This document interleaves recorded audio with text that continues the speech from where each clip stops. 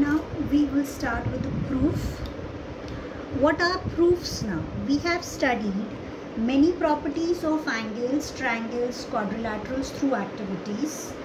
Now, when we look into the subject of geometry with different point of view, we come across many of the properties which are considered as a true statement, which are accepted as it is. Okay, the statements which are accepted as it is are known as postulates. Okay, that statements were given by a great mathematician who had studied a lot in the the concept based on geometry, and that statements were given by one of the famous mathematician Euclid, and that statements are known as Euclid's postulate also.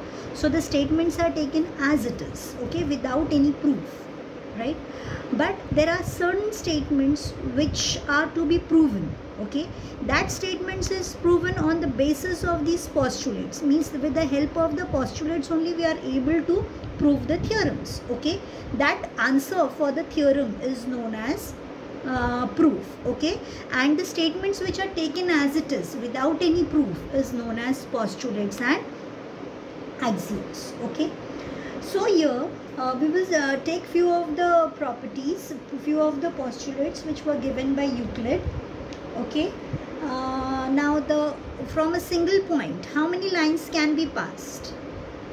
Okay, we all know that infinite line can be passed through the single point, right? So for this we don't prove anything, we accept this postulate as it is. Okay, what is the postulate? Infinite lines can pass through a point, from a single point.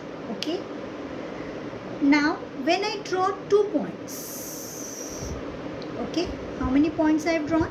2. Now how many lines can pass through it? Anyone can tell. So it is only one single line can pass through it, right? So this statement is considered as it is. Okay, so one and only one line can pass through two distinct points.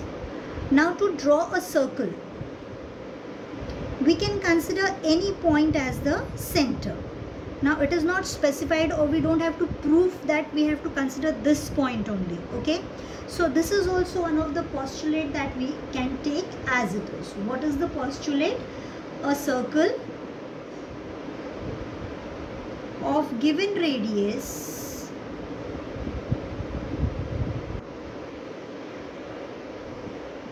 can be drawn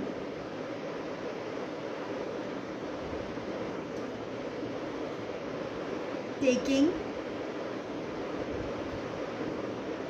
any point as its center.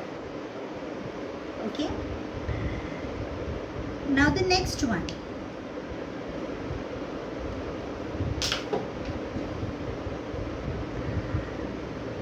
Now here right angles, if you measure any of the right angle, they will be 90 degree only, right? So from this, what do we means this is one of the true statement that all right angles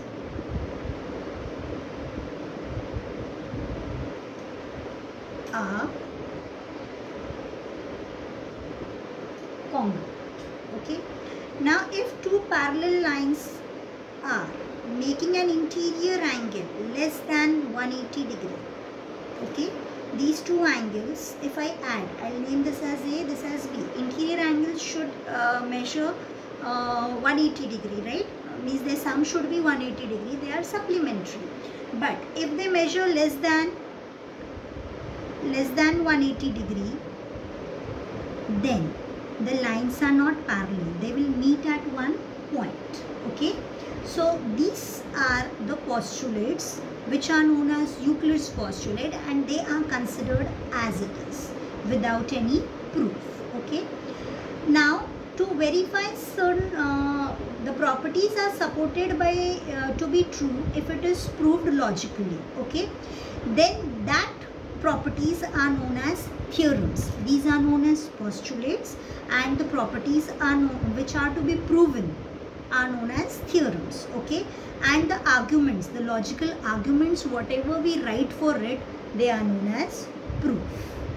Okay, now there are two kinds of proof. One is direct proof, where we go directly, okay, where we prove directly, and there is indirect proof, where whatever is to be proven, that we consider it as it is not there. We assume that it is not there. Okay, and then we give the logical statements over there, which come to one of the true statement, and which says that true statement means there is a contradiction, and then we say that it is wrong, and the proof is done. Okay, so we'll go with the direct proof and one indirect proof, and we end up with the chapter.